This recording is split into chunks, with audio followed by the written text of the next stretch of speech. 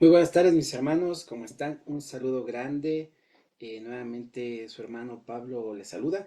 Y bueno, pues luego de un pequeño tiempo en el cual no pudimos hacer las grabaciones, retomamos el tema muy importante que estábamos mencionando, ¿no? Que eran las plagas de Egipto, todo su significado y todo lo que conllevaba, obviamente, ¿no? En el capítulo anterior pudimos apreciar lo que significaba la primera plaga y el contenido de las mismas, esto que Dios permitió este juicio, que Dios permitió obviamente con un significado importante, dar libertad a su pueblo y sobre todo, muchos tal vez no estén de acuerdo, pero también nosotros podemos visualizar a través de lo que se movía en la mitología, en la teología egipcia, que había muchas deidades, las cuales en estas plagas fueron directamente atacadas, fueron desmenuzados su poder y todo lo que de alguna manera generaba las creencias de aquel entonces. Y el Señor, obviamente, al final triunfando completamente con autoridad como el autor, el creador de todas las cosas en el universo, dejó en claro que su pueblo quedaría en libertad. Y justamente las plagas fueron ese inicio, fueron la advertencia de lo que iba a venir más adelante para el pueblo de Egipto y en este caso para el faraón, si no dejaba ir a su pueblo. Así que bueno, sin más ni más, vamos a entrar en este tiempo, en este estudio que Dios nos ha regalado para ustedes, que ha sido de mucha bendición también para mi vida, y vamos a compartirlo. Amén. Vamos a poner en manos del Señor. Amado Dios, Padre, te damos las gracias por este tiempo, por la oportunidad que tú nos das. Muy agradecido contigo, Señor, porque somos barro, Señor. En tus manos solamente somos barro. Tú depositas tu aceite maravilloso, tu sabiduría, tu conocimiento, tu palabra. Y es ahí cuando nosotros llegamos a tener una relativa importancia, Señor, ya que solo somos voceros, voceros del Rey, voceros de un Dios poderoso para llevar el mensaje, Señor. Las verdades que muchas veces, Señor, en estos tiempos se han visto abnegadas, tapadas, ocultas, Señor, y verdades que han estado todo el tiempo ahí, mostrando la gloria y tu poder, que con eficacia tú actuaste sobre tu pueblo, y hoy, Señor, lo haces también para con nosotros, tu pueblo, los adheridos, Señor. Damos las gracias por esta oportunidad y ponemos en tus manos este tiempo maravilloso, sea tu espíritu a través de nosotros hablando y guiando, y que la gloria sea solamente para ti. En el nombre precioso de Jesús, amén. Amén. Bueno, pues mis queridos hermanos, así que retomamos este estudio y hoy vamos a hablar de la segunda plaga, ¿no? Recordemos que Dios ordenó a Moisés que advirtiera a Faraón de otro juicio que cernía sobre él, en el caso, obviamente, de que continuara obstinado, en el caso de que no quisiera acatar la ordenanza del Señor y obviamente el llamamiento de Moisés para justamente lo que Dios ya había establecido, dejar en libertad a su pueblo. Y hoy vamos a estar guiando el estudio en la escritura, así que les invito que nos dirijamos al libro de Éxodo, ¿sí? En el capítulo 8 y vamos a estar leyendo desde el versículo 2 al 14, o desde el primer versículo, en este caso sería del 1 hasta el 14. Dice, la plaga de las ranas. Entonces Jehová dijo a Moisés, entra a la presencia de Faraón y dile, Jehová ha dicho así, deja ir a mi pueblo para que me sirva. Y si no lo hicieres, o si no lo quisieres, deja ir, he aquí yo castigaré con ranas todos tus territorios. Y el río criará ranas, las cuales subirán y entrarán en tu casa, en la cámara donde duermes y sobre tu cama, y en las casas de tus siervos, en tu pueblo, en tus hornos y en tus artesas. Y las ranas subirán sobre ti, sobre tu pueblo y sobre todos tus siervos. Y Jehová dijo a Moisés, di a Aarón, extiende tu mano con tu vara sobre los ríos, arroyos y estanques, para que haga subir ranas sobre la tierra de Egipto. Entonces Aarón extendió su mano sobre las aguas de Egipto, y subieron ranas que cubrieron la tierra de Egipto. Y los hechiceros hicieron lo mismo con sus encantamientos. Hicieron venir ranas sobre la tierra de Egipto. Entonces Faraón llamó a Moisés y Aarón y les dijo, orad a Jehová para que quite las ranas de mí y de mi pueblo, y dejaré ir a tu pueblo para que ofrezca sacrificios a Jehová. Y dijo Moisés a Faraón, dígnate indicarme cuándo debo orar por ti, por tus siervos y por tu pueblo. para que las ranas sean quitadas de ti y de tus casas y que solamente queden en el río. Y él dijo, mañana. Y Moisés respondió, se hará conforme a tu palabra, para que conozcas que no hay como Jehová nuestro Dios. Y las ranas, dice, se irán de ti y de tus casas, de tus siervos y de tu pueblo, y solamente quedarán en el río. Perdón, 12. Entonces salieron Moisés y Aarón de la presencia de Faraón, y clamó Moisés a Jehová, tocante a las ranas que había mandado a Faraón. E hizo Jehová conforme a la palabra de Moisés. Y murieron las ranas de las casas de los cortijos y de los campos, y las juntaron en los montes, y apestaba la tierra. Pero viendo Faraón que le habían dado reposo, endureció su corazón y no escuchó como Jehová lo había dicho. Amén. Tremendo, ¿no? Esta siguiente o segunda porción de la palabra podemos ver efectivamente la ordenanza a Moisés, ¿no? Que advirtiera a Faraón de que se venía otro juicio. Y un juicio que estaba directamente sobre el pueblo de Egipto y sobre las casas y sobre toda persona y formas de vida social que acontecían en aquellos lugares, ¿no? Pero obviamente el Señor anunciaba que esto se daría en el caso de que Faraón continuara obstinado. Podemos ver que Dios no suele castigar a los hombres por sus pecados, hermanos. Si fuera así, a la primera cosa que hiciéramos, tuviéramos exterminados. Pero sí se puede ver que Dios sí toma otras acciones cuando los hombres persisten en los mismos, o sea, persisten en el pecado, persisten en las obstinaciones, en el endurecimiento de su corazón. Y en el caso de que Faraón rehusara la plaga, se extendería de una manera increíble, formidable. Y déjenme decirle que esta se ejecutó con todas las terribles consecuencias, ya que Faraón, al rehusar atender las demandas del Señor, le da la orden a Aarón que desencadene esta plaga. O sea, uno diría, hubiese sido tan fácil si él hubiese reconocido, Faraón, al Dios poderoso que ya hizo la primera acción de juicio, ¿no? En este caso, la sangre sobre el mar que se contaminó. Pero vemos que Faraón aún era renuente a escuchar la voz de Dios y obviamente al mensajero que Dios había enviado, que era Moisés. De esa manera se desata esta plaga. Y al desatar esta plaga, obviamente podemos ver que el pueblo de Egipto también tenía una deidad, a la cual es decir, bueno, si el Dios de Moisés está desatando esta plaga, nosotros vamos a aplicar o vamos a apelar a nuestra deidad. Y en este caso, ellos intentaron apelar a la diosa Heket. ¿Por qué? Porque las ranas, hermano, eran animales sagrados para los egipcios. Y justamente uno de sus ídolos, la diosa Heket, era una diosa en cuya figura tenía la cabeza de rana. Y de alguna manera los egipcios creían que ella era una diosa que poseía un poder creativo, un poder formidable sobre la creación, sobre la vida. Entonces, obviamente, aquí vemos que este desencadenamiento de plaga de las ranas no solamente fue un juicio a la obstinación de Faraón, también fue el Señor con todo poder y autoridad atentar al poder, o en este caso ir por encima de lo que los egipcios habían puesto su confianza todo el tiempo en aquella diosa, ya que el culto a la diosa rana, por decirlo así, se encuentra a lo largo de toda la historia de Egipto, no era un mero culto, ¿no? Desde épocas predinásticas, ¿sí? Hasta la época copta o mediados de la era moderna, ¿sí? Heket aparece presente en los distintos ámbitos de la vida y también de la muerte del pueblo de egipcio, ya que a ella se le tomaba como garante de la protección. Otros también iban a ella o acudían como promotora de la fertilidad, recordando siempre que en aquellos tiempos la fertilidad, a diferencia de ahora, era una bendición.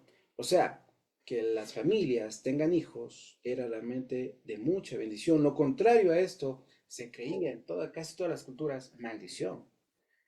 Obviamente, como una forma de protección, los egipcios tenían su deidad y era justamente esta diosa Heket, a la cual ellos solían ir para que ella prestara sus favores y bendijera a sus fieles servidores para que la fertilidad o en este caso el crecimiento de las familias nunca se vea limitado. Era ayudante también del difunto durante el paso a su nueva vida. Déjenme decirles que cuando las personas también morían, así como se acudía para el inicio de la vida, también cuando las personas morían, también se iba a esta diosa para que ella pudiera ayudar a todas las personas que se creían que irían al más allá, o en este caso, a la nueva vida después de la muerte, siendo mucho más compleja que la visión general, ¿no? De las personas comunes. Ellos creían que toda esta complejidad del paso estaba destinado y el favor que ejercía esta diosa para ellos era necesario. Aunque el objetivo principal, podemos ver que de esta plaga era castigar a los opresores de Israel, en este caso los egipcios. Pero también, justamente, cuando el pueblo egipcio y en este caso Faraón, al visualizar que no tuvieron la ayuda correcta o el poder aparente que se le daba a esta deidad fue disminuido por la acción de Dios, obviamente trajo molestia en muchos egipcios. ¿Por qué no decir desprecio por sus numerosos dioses paganos? Y de alguna manera, la gran multiplicación de ranas hizo que la diosa Heked, en lugar de prestar estos favores, tanto a los vivos y a los muertos, pareciera que una diosa malvada, que más que ayudarlos, prefirió que la gente sea atormentada. Obviamente, todas estas supersticiones de los egipcios les obligaba a respetar a las criaturas que la plaga les hacía odiar, porque ellos veneraban a ciertos animales, en el caso de las ranas, por su diosa. Pero en este caso se tornó todo de una manera tan distinta que más que venerar, yo creo que muchos de ellos terminaron odiando a estos animales, ya que dice que ingresaron a sus casas, artesas. Entonces se imagina su casa llena de ranas, en su cama, en sus baños, en la cocina, en las cenas, en las mesas, o sea, debía haber sido algo muy espantoso, definitivamente, ¿no? Y de alguna manera, sus deidades, y en este caso esta diosa, en aquel momento no pudo hacer nada. Por eso se cree que esta diosa, Heked, era una de las deidades benéficas del antiguo Egipto, ¿no? Cuyo culto data, hermano, de hace muchas dinastías que ni siquiera tenemos recuento en la historia. Importante mencionar que cada mañana la gente asistía al nacimiento del sol, por lo que obviamente iban delante de ellas, ¿sí? De esta diosa para pedir sus favores, para pedir por las embarazadas, ¿no? Para iniciar el tiempo, un tiempo de vida exclusivamente con este aliento que creían que daban esta diosa, ¿no? Y utilizaban algunos elementos que tomaban en aquel entonces para rendir ciertos cultos. Pero todo esto, hermano, cuando se dio el advenimiento de esta plaga, obviamente quedó relegado. Y en lugar de las personas ir con toda la seguridad a sus dioses, eh, seguramente hubo molestia y, por qué no decir, desconfianza de los verdaderos poderes que ellos creían que sus dioses tenían. Pero eso solamente fue una representación de esta batalla, ¿no? De deidades, por decirlo así, porque no hay rival para el Dios verdadero. Pero ante la historia y la cronología de cómo dieron los hechos, sí hay una validación al llegar a entender que muchas de estas creencias que se tenían en aquel entonces sí eran ciertas, de que Dios era totalmente poderoso, obviamente sí reafirma en la palabra para nosotros, pero para muchos de los enemigos del pueblo de Dios pudieron visualizar que efectivamente Dios era más poderoso, el verdadero Dios era más poderoso y tenía control y poder sobre todas las cosas. Ahora, ello no fue lo único que se movió en aquel entonces. También la palabra nos narró que hubo la aparición de los magos, ¿no? Los consejeros, los sacerdotes que también se movían en el círculo eclesiástico de los faraones. Y vemos que los magos también imitaron esto. Porque cuando nosotros vemos la palabra, es interesante visualizar cómo el Señor deja claro también en la historia que dice que los hechiceros en el verso 7 hicieron lo mismo con sus encantamientos. Y dice que hicieron venir ranas sobre la tierra de Egipto. Déjame decirle, uno diría, pero hermano, eso de la magia pudo haber sido un engaño. Pudo ser. Y pudo ver que sí pasó exactamente como narra la historia bíblica. Y aquí nosotros debemos entender una cosa, que los magos imitaron la plaga, o sea, realizaron este acontecimiento y dijeron, mira, nosotros también podemos traer ranas sobre Egipto. Interesante. Podemos entender que si ellos pudieron actuar fue porque el Señor se los permitió. Porque dice que ellos también trajeron ranas. Pero aquí viene la gran pregunta. Pudieron traer las ranas, pero no pudieron quitarlas. O sea, no pudieron retirar las que Dios envió. Usted se imagina, en medio de esa plaga atosigante en todo el pueblo, y que vengan los magos de Faraón y digan, mira, aquí hacemos nuestros encantamientos y también hay ranas. Y las ranas se multiplicaron. Y uno diría, ¿y cuál es la gracia? Porque claro, se supone que lo que queríamos era evitar esta plaga o que desaparezca. Pero justamente al traer más plagas, lo único que hicieron es que el problema sea creciente. ¿Por qué? Porque aunque tal vez ellos pudieron replicar, y pensaría así, que Dios se los permitió, que intentaron engañar de muchas maneras, pero lo duro para ellos fue, no podían quitar el problema. Dios a veces permite, ¿no?, que la gente viva de sus propios engaños. Porque no quieren creer, quieren aferrarse a otras cosas. Seguramente mucha gente dijo, no, hay otra salida. Como hoy actualmente podemos ver, la palabra dice que es la misma ayer y hoy, no ha cambiado. Pero mucha gente ha desestimado y va dejando de lado la palabra y acude a otros métodos, a otras verdades aparentes, que pueden ser engaños, para dejar de lado la verdadera palabra de Dios que es viva y eficaz. Y Dios a veces permite que suceda esto, porque hay gente, hermano, que más que vivir en la luz de la verdad, prefieren vivir en la oscuridad de la mentira. Y no es extraño. El libro de Segunda de Tesalonicenses, capítulo 2, versículo 11 al 12 dice, por esto Dios les envía un poder engañoso, para que crean la mentira, a fin de que sean condenados todos los que creyeron a la verdad, sino que se complacieron en qué, mi hermano, en la injusticia. Son acontecimientos que hoy se están dando, que se darán escatológicamente, lo creemos, pero también acontecimientos que se han repetido a lo largo de la historia del ser humano, donde muchas veces el hombre, aunque tuviese la verdad frente a sus ojos, prefiere vivir en engaño. Lo pasó desde la época de Noé.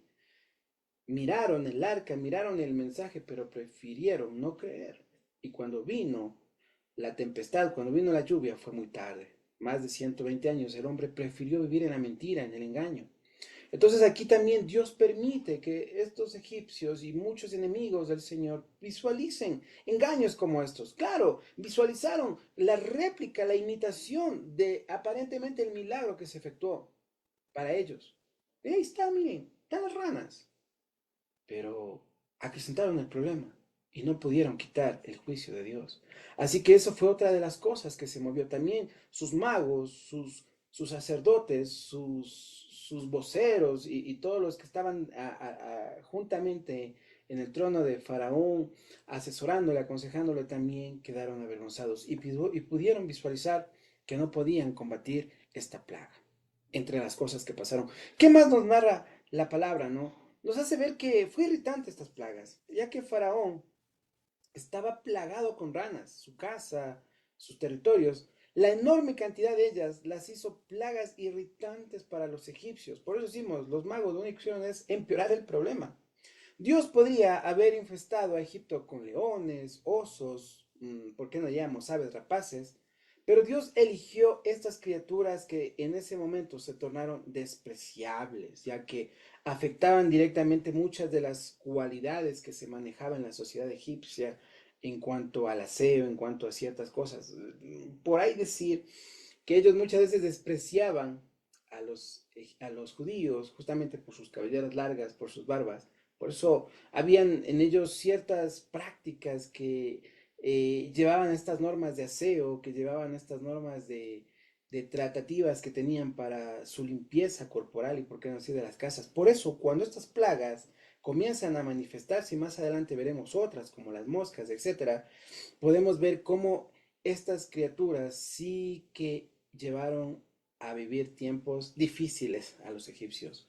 Cuando le place a Dios, hermano, Él puede tocarnos con las partes más pequeñas de su creación, porque las ranas en comparación a otros animales son pequeñas, pero el problema que generaban era muy grande y Dios así lo puede hacer. De esa manera fue como Faraón se halló humillado en su ego en su comportamiento, ya que no podía comer, seguramente no podía beber, ni digamos dormir tranquilos con ranas a tus alrededores.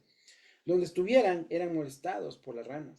La maldición de Dios sobre un hombre lo persiguió y lo perseguiría hasta donde quiera que él vaya, porque si él se alejaba de la misma manera, pesaría sobre él esta plaga terrible que vino sobre su vida.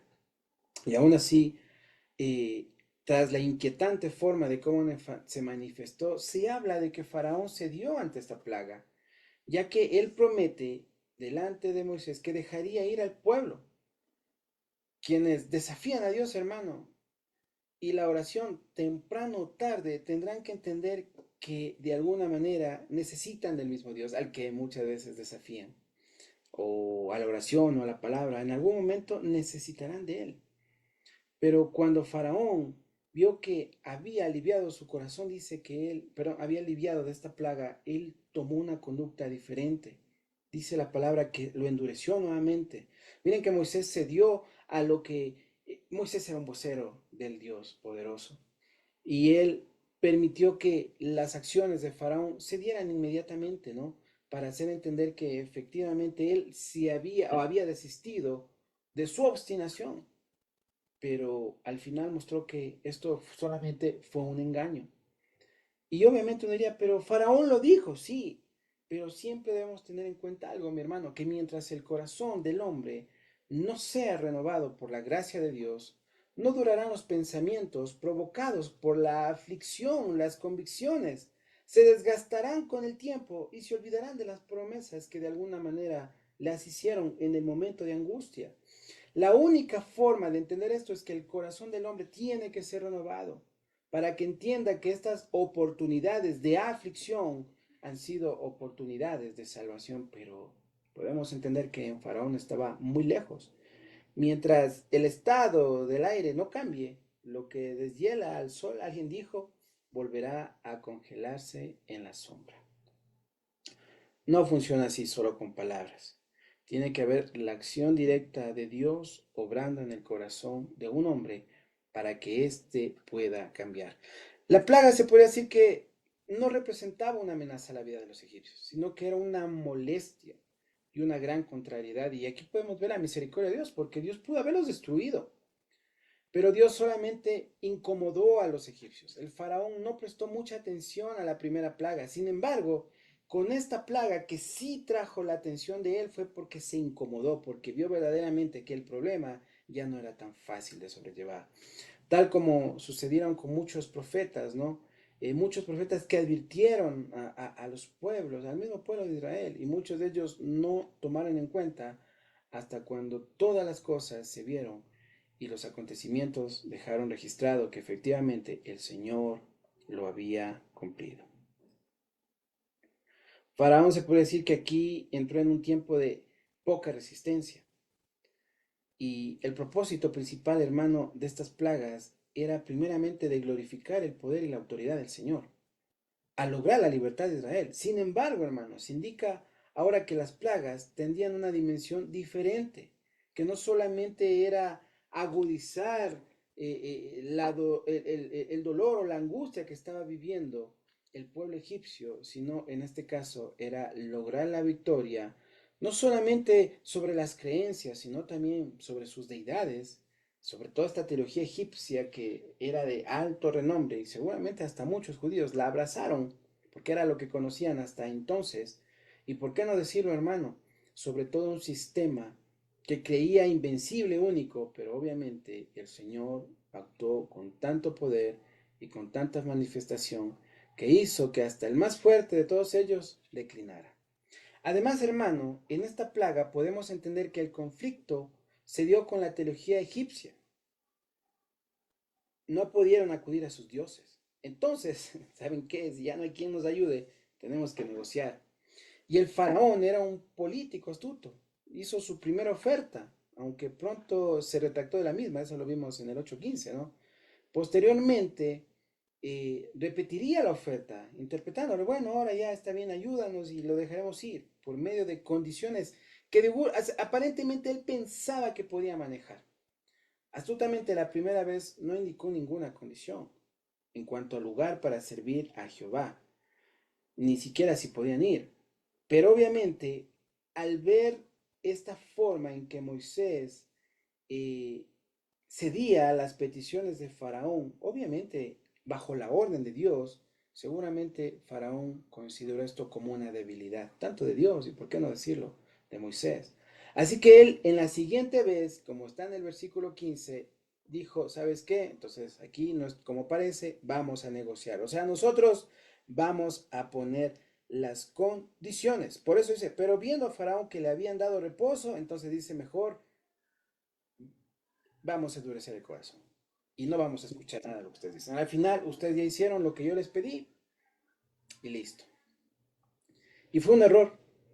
Parecería que era astucia de un hombre negociador, pero aquí podemos ver que Moisés se mostró astuto también en su participación, porque él conocía bien el faraón.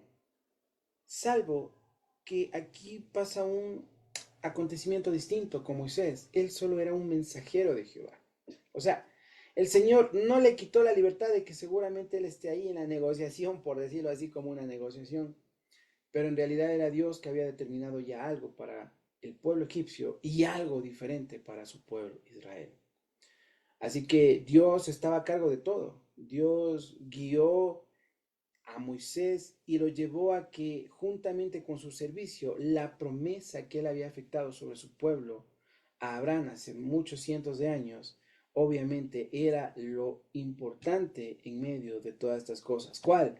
Que su pueblo sería libre y que sería una nación a la cual Dios lo destinó, como habla en el libro de Números, que sería una nación de sacerdotes y una nación santa. Entonces eso nadie iba a mover ni a quitar de lo que Dios había estimado para esta nación. Por eso, hermano, eh, Moisés lo dijo. Bueno, dime, ¿cuándo quieres que? ¿Cuándo lo hacemos? Se puede ver cómo el Señor, pese a tener toda la ventaja, de alguna manera tuvo misericordia por Faraón y tuvo misericordia por la nación egipcia. Porque pensaríamos que Dios vino y arrasó, pero cuando leemos la palabra y cuando vemos en el verso 9 claramente podemos notar lo que el Señor hace a través de Moisés. Dice, bueno, dígnate indicarme cuándo devorar por ti y por tus siervos y por tu pueblo, para que las ranas sean quitadas de él. Moisés pudo haber venido con un mensaje arrasante. Bueno, listo, ¿sabes qué? Entonces hoy mismo empieza esto. No, ya le dio una oportunidad. Aquí podemos ver cómo Dios tiene misericordia. Porque alguien diría, no, pues ese Dios tenaz, que fuerte, no da opción a nada. Pero Dios es tardo en misericordia, haciendo que muchas veces esto sea oportunidad a los hombres para que se arrepientan. Obviamente Faraón era un hombre diferente, que no iba a volverse al Dios verdadero, pero lo menos que se esperaba de él es que reconociera que había alguien, un Dios poderoso, que había estimado traer libertad a la nación. Así que aquí podemos ver, ¿no? Cómo inclusive Moisés ora por ellos, podía interceder por ellos, cómo las ranas llegan a tener un freno. Y Jehová, de alguna manera, al final de esto, hace conforme a las palabras de Moisés, porque las ranas dice que murieron y se retiraron y desaparecieron. Las juntaron seguramente en montones, ¿no? Y hasta pensaríamos que la tierra apestaba como consecuencia. Pero irónicamente, hermano, de acuerdo con la palabra del faraón, se quitaron las ranas, dejándole muertas en el lugar donde estuvieron. El faraón recibió algo inesperado. Mas, sin embargo, al final de esto dice que Faraón nuevamente, al verse favorecido ya con esta acción, endureció su corazón. Aun cuando la petición de Faraón fue concedida, su corazón no cambió. Él endureció su corazón y así Faraón actuó como Dios, sí, dijo que lo haría, que endurecería su corazón. Y esto de alguna manera deja ver que Faraón con esta acción lo único que estaba haciendo era incrementar su culpa. Sus votos aumentaron, sus transgresiones aumentaron y el olvido de sus promesas quedarían justamente en el olvido. Pero Dios no lo hizo. Ellos fueron mostrados de alguna manera tal y como siempre fue su corazón. En cuanto a Faraón, hermano, podemos ver en esta porción de la historia que esta es la historia de una voluntad fuerte. al mismo tiempo una voluntad fuerte que se tornó en necia, necia a sí mismo durante todo el trayectorio, hasta que las condiciones estaban más allá de la esperanza y del remedio, porque a medida que avancemos este estudio, veremos que esta voluntad de Faraón, aparentemente fuerte, mostraba a un hombre necio, orgulloso, vanidoso, que lo único que quería es llevar a cabo todo este engranaje de oportunidades, de palabras y de promesas que estaban alrededor de la nación judía. Pero el resultado final para ellos sería uno solo, la derrota y la rendición. Así que es lo que hemos podido ver hasta el día de hoy, hermano. Si tal vez esta enseñanza te deja ver claro que hay acciones parecidas a este hombre, el faraón, te animo, hermano, a que desistas de las mismas. Nunca te obstines por nada, nunca te atrevas a enfrentar al verdadero Dios. Debes sentarte, tener en cuenta que si Dios ha manifestado su voluntad gloriosa en tu vida, en tu casa, en tu hogar, hermano, debemos respetarla y debemos proceder a que ésta sea llevada de la manera tal y como Dios así lo quiere. Faraón no lo hizo y sobre todo engañó creyendo que tenía el control de las cosas.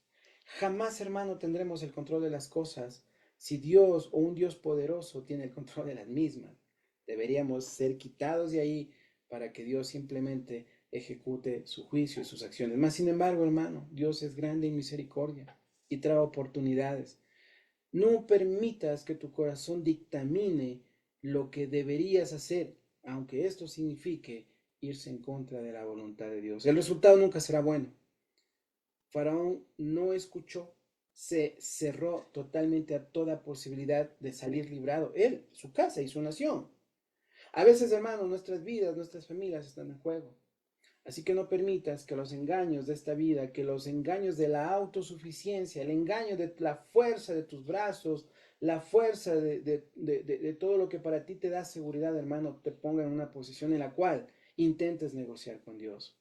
Al contrario, hermano, sé humilde, sé delante del Señor, preséntate con total humildad todos los días y deja que Él lleve a cabo sus planes perfectos. Porque si tú te alineas a la voluntad perfecta de Dios, el resultado siempre será bueno para ti y para tu casa. No obstante, como aliados del Señor, siempre el resultado será de bendición. Como enemigos de Dios, el resultado será totalmente contrario para aquellos que lo han desafiado. Así que, mi querido hermano, tremenda esta plaga de las ranas, tremenda para todos aquellos que pusieron su confianza en deidades ajenas. No pudieron, no tenían ningún poder, no tenían ninguna oportunidad. Y simplemente aquí vemos cómo Dios poderosamente siguió llevando su plan para dejar al final de todo esto libre a su pueblo y al final convertir de este pueblo esclavo en una nación poderosa y una nación espiritual que a nosotros el día de hoy nos ha abrigado y nos ha cobijado para entender que somos y pertenecemos al pueblo escogido de Dios. Hermano, eso es todo por hoy. Que Dios bendiga y guarde tu vida y si así Dios lo permite nos encontraremos la siguiente semana con la tercera plaga y agárrate que esto cada vez viene mucho más fuerte. Un abrazo y nos vemos la siguiente semana. Chao, chao.